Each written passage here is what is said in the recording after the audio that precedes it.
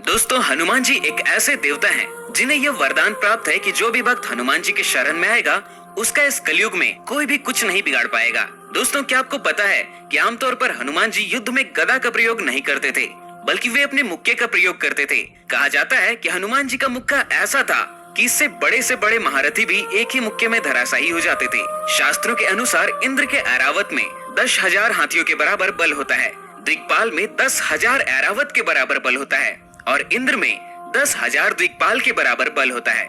लेकिन हनुमान जी की सबसे छोटी उंगली में ही 10,000 इंद्र का बल होता है। दोस्तों, रावण पुत्र मेघनाद भी हनुमान जी के मुक्के से बहुत ज्यादा डरता था।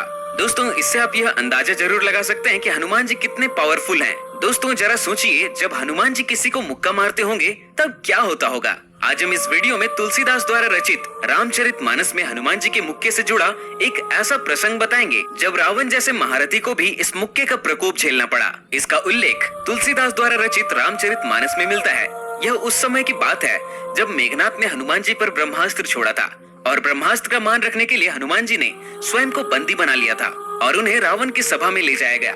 वहाँ रावण के सामने हनुमान जी की कई विशेषताओं पर बात हो रही थी, जैसे कि हनुमान जी का अपार बल, उड़ने की शक्ति और विराट रूप धारण करने की शक्ति इत्यादि। उस सभा में सबसे ज्यादा प्रसंग हनुमान जी के मुक्के की ही हो रही थी। जब रावण ने हनुमान जी के मुक्के की प्रशंसा सुनी तो उसने हनुमान जी से कहा, आपका मुक्का बड़ा ताकतवर है, आओ जरा एक एक मुक्के का युद्ध हो जाए। फिर हनुमान जी ने कहा, ठीक है, पहले आप मारो। रावण ने कहा, मैं क्यों मारूं, पहले आप मारो। फिर हनुमान जी कहते हैं कि आप पहले मारो, क्योंकि मेरा मुक्का खाने के बाद आप मारने के लायक ही नहीं रहोगे, इसलिए पहले आप ही मार लो। दोस्तों, यह सुनकर रावण बहुत ही क्रोधित हो गया और अपनी पूरी शक्ति से एक बहुत ही जोर का मुक्का हनुमान जी को मारा।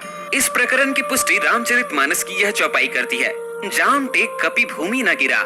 रावण के एक मुक्के का हनुमान जी पर कोई भी असर नहीं पड़ा। हनुमान जी घुटने टेक कर रह गए, पृथ्वी पर गिरे ही नहीं। फिर रावण बहुत ही हैरान होकर अपनी 20 आंखों से हनुमान जी को देखता ही रह गया।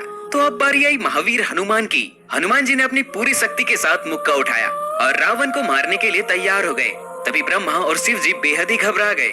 ब्रह्मा जी बोले, रोको रोको, कहीं मुक्का रावण को लग गया और वह मर गया, तब श्री राम का तो अवतार ही असफल हो जाएगा।